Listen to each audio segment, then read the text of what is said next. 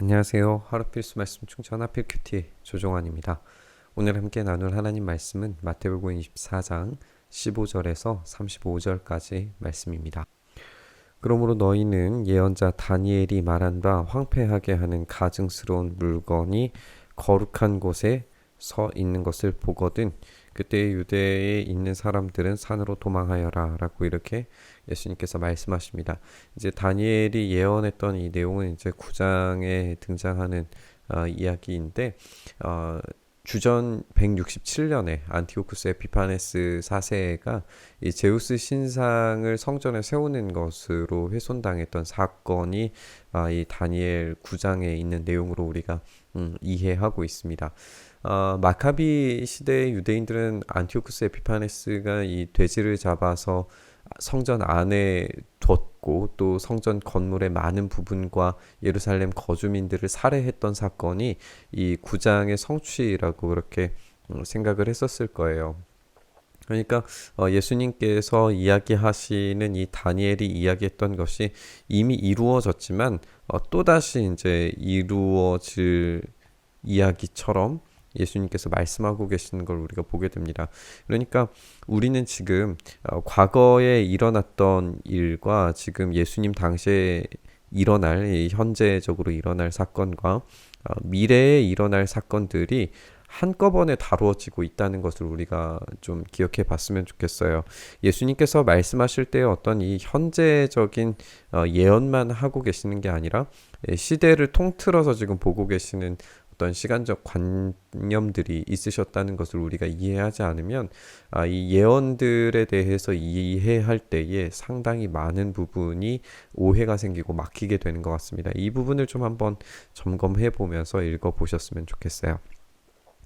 지붕 위에 있는 사람은 제 집안에 있는 물건을 꺼내려고 내려오지 말아라. 밭에 있는 사람은 제 겉옷을 가지러 뒤로 돌아서지 말아라.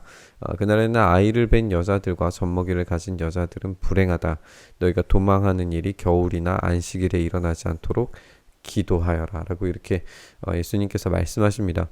이 뒤로 돌아서지 말고 이제 도망하라 라고 하는 이야기에 대한 설명인 것인데 마치 이제 창세기에 등장하는 소돔과 고모라의 멸망처럼 굉장히 긴급하고 빠르게 이 멸망이 진행되는 것을 우리가 보게 되죠. 롯의 아내처럼 이 뒤돌아보지 말고 도망쳐야 된다라고 하는 그런 이미지를 우리가 생각을 해볼 수가 있습니다.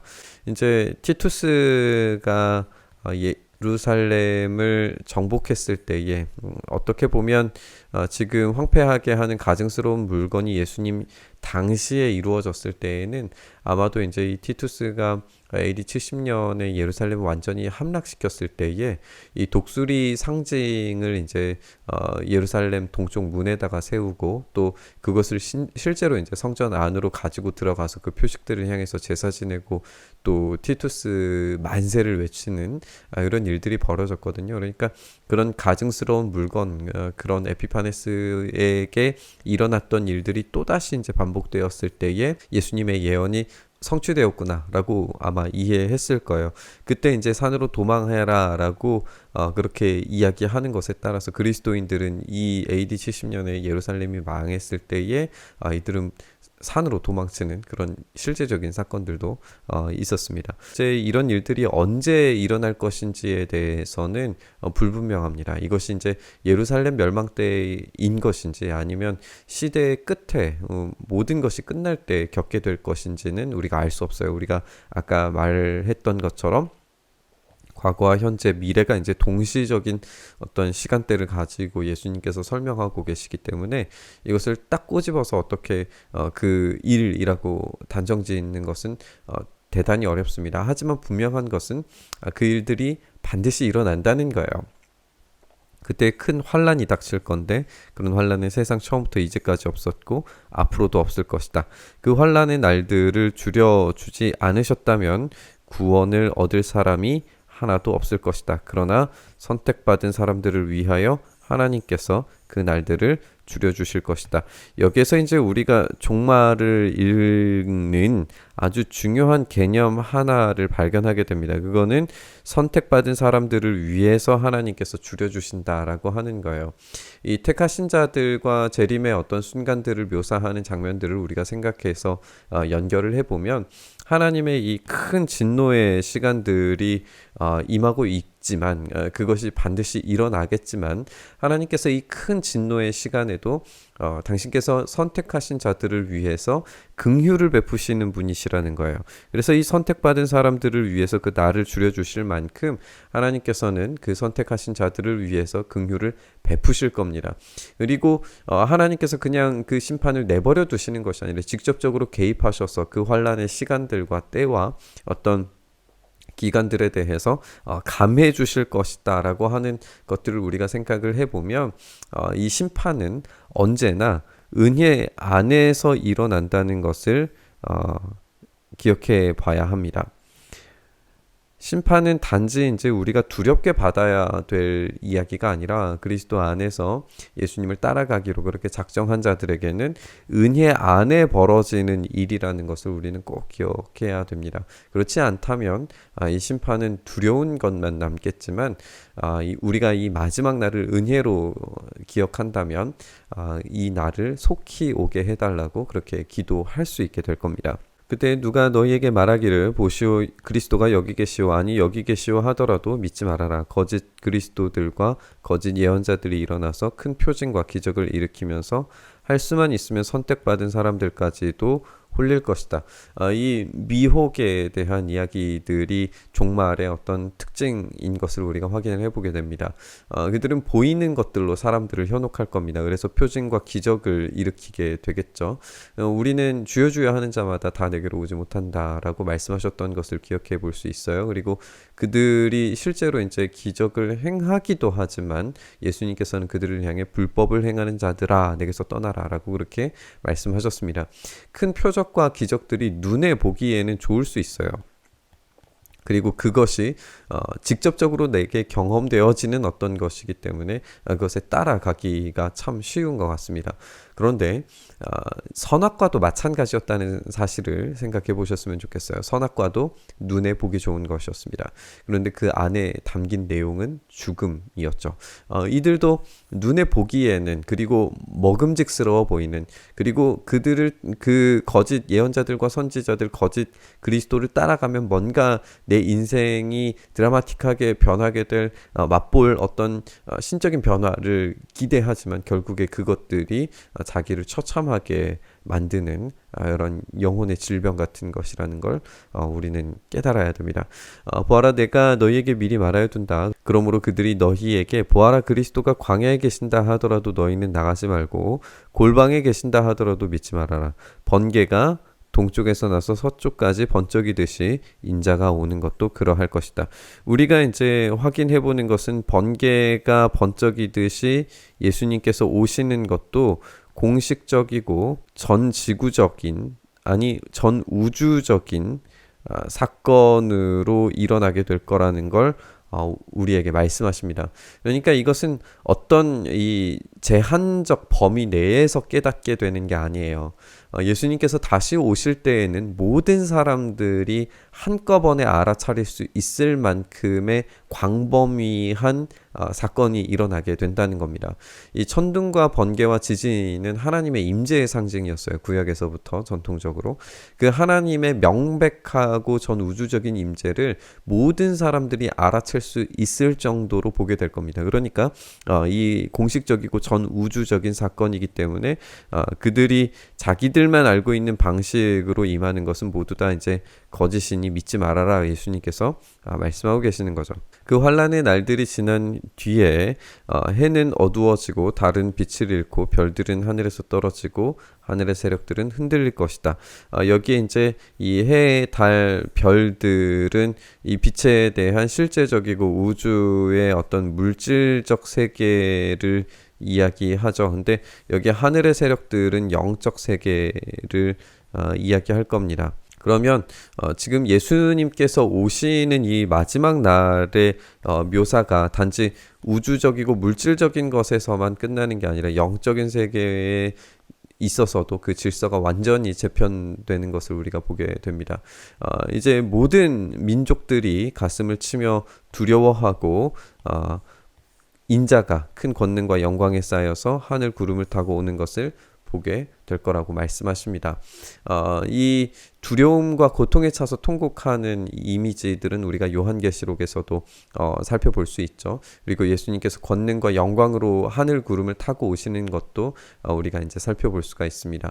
이 하늘의 표적이라고 이 징조가 하늘에 나타난다라고 했을 때 이 하늘에 나타나는 징조는 어떤 깃발 형태의 것으로 이해해 볼 수 있습니다. 다른 이제 이 연결고리들을 생각을 해보면 당시에 이제 사용되는 용례들에 따라서 이 전쟁에 나갈 때에 가장 앞서서 가는 것이 이제 깃발 든 자이죠. 이 깃발 든 자가 섰을 때에 이 선봉대에 섰을 때에 그 깃발의 주인이 이 전쟁에 참여하고 계시고 이 전쟁을 수행하고 계신다라고 하는 어떤 증거가 되는데 이 하늘의 징조가 바로 그런 깃발의 형태로 이제 전쟁 가운데 세우는 선봉기의 역할을 하는 거라고 우리가 생각해 본다면 그분의 심판은 우주적인 전쟁의 승리자로서 이제 임재하시는 것으로 생각을 해볼 수 있습니다. 그러니까 지금 이 이미지는 전쟁의 이미지를 우리가 보게 되는 것이고 예수님께서 승리자로 오시게 될 거라는 것을 기대할 수 있게 되는 겁니다. 이는 자기 천사들의 큰 나팔 소리와 함께 여기에 이제 깃발과 나팔 소리가 이제 연결되는 거고 이게 이제 전쟁을 표현하는 그런 표현들입니다. 그들은 하늘 이 끝에서 저 끝까지 사방에서 그가 선택한 사람들을 모으시게 될 겁니다. 이렇게 예수님께서 이제 이런 군사적인 이미지를 보여주심으로써 이 요한계시록에서 백마 타고 오시는 승리자이신 예수님의 이미지를 연결해서 우리가 생각을 해볼 수가 있습니다. 무화과 나무에서 교훈을 배워라. 가지가 연해지고 잎이 돋으면 여름이 가까이 온 줄을 안다. 무화과 나무는 어떤 때가 되면은 이렇게 열매를 맺을 수 있는 어떤 준비적인 상태가 됩니다. 이 가지가 연해지고 잎이 돋아지면 여름이 가까이 오는 어떤 시그널이 되는데 이 시대에도 그런 시그널들이 있다는 거죠. 이와 같이 너희도 이 모든 일들을 보거든 인자가 문 앞에 가까이 온 줄을 알아라. 지금 예수님께서 이 모든 일들을 보거든이라고 하셨을 때에 이 모든 일들이 지금 현재의 제자들에게 지금 이야기하고 계시는 거잖아요. 그러니까 지금 여기에 이전에서는 굉장히 우주적인 시각을 보여주시다가 이 밑에서는 이제 제자들에게 제한된 어떤 시점으로 이제 시각이 좁아지는 것을 우리가 보게 되죠. 그러니까 지금 이 제자들이 듣고 있을 때 자신들의 현재적인 상태에서 이 모든 일들을 보게 될 거예요. 그러나 지금 우리도 마찬가지죠. 지금 우리도 이 모든 일들을 볼 수 있습니다. 이것을 우리가 좀 시간의 타임라인을 생각을 해봤을 때에 우리는 시간이 일직선으로 진행된다고 생각할 때 예수님께서 오셨던 십자가의 사건으로부터 재림의 시간까지 우리로서는 하나님의 시간은 우리와 전혀 다르지만 우리로서는 예수님께서 오신 시간으로부터 재림까지 일직선으로 흐르는 것처럼 이제 느끼게 될 거예요. 그랬을 때 예수님께서는 지금 제자들에게 말씀하고 계시고 제자들이 지금 이 모든 일을 보고 있는 건데 지금 여기를 살아가는 모든 사람들이 이 모든 일들에 지금 동참하고 있는 중이라는 걸 우리가 읽게 됩니다.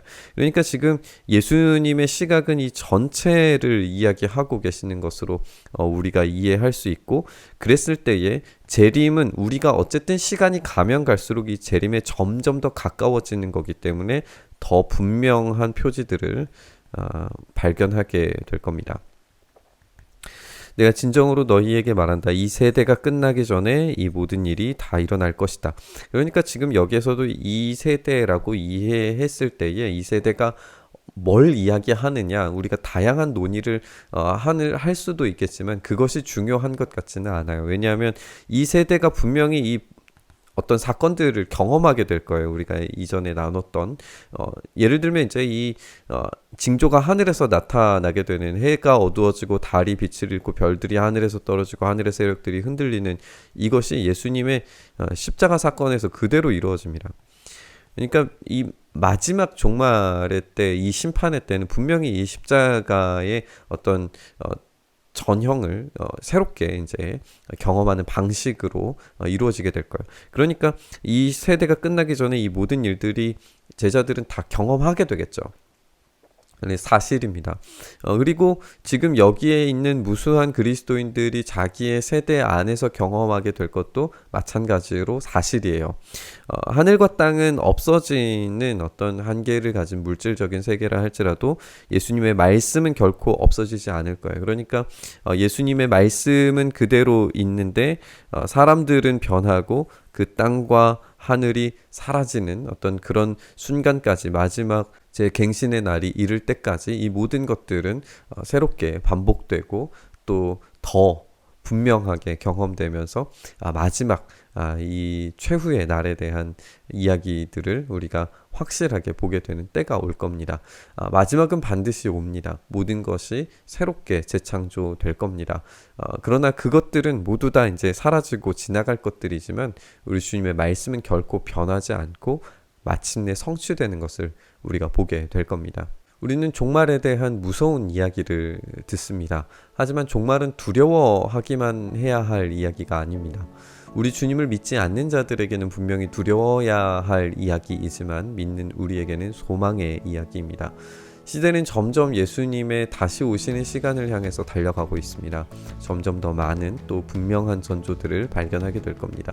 분명한 것은 이 피부로 와닿는 고통이 더욱 진해지고 분명해지더라도 우리의 소망은 주님의 완성된 나라가 임하실 때에 모든 아픔과 고통이 씻겨져 나가고 승리하신 왕이신 주님의 군대 뒤편으로 우리가 섰을 때에 그 승리의 영광을 함께 맛볼 수 있다는 겁니다. 그러므로 우리는 두려움 없이 주님 뒤에 설 수 있기를 간절히 소망합니다.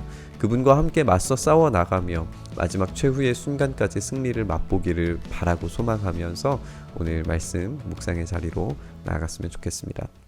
주님이 이 마지막 때의 사건들이 지금 우리에게도 동일하게 경험되고 있는 것 같습니다. 우리는 점점 더 주님 다시 오시는 그 날을 향하여 다가가고 있고 그때가 어느 때이든지 언제 오셔도 이상하지 않을 시대를 우리가 살고 있습니다. 주님, 그러므로 우리가 이 시기에 더욱 담대히 주님을 굳게 붙잡기를 소망합니다. 주님께서 다시 오시는 그 순간이 되면 우리의 모든 고통과 아픔들이 사라질 것이기에, 모든 것이 완성될 것이기에 우리가 어떠한 두려움보다도 믿음과 소망을 가지고 주님을 향하여 온전히 오늘도 나아가는 우리의 삶 되게 하여 주시옵소서. 그렇게 우리 가운데 일하시길 소망하며 예수님 이름으로 기도합니다. 아멘.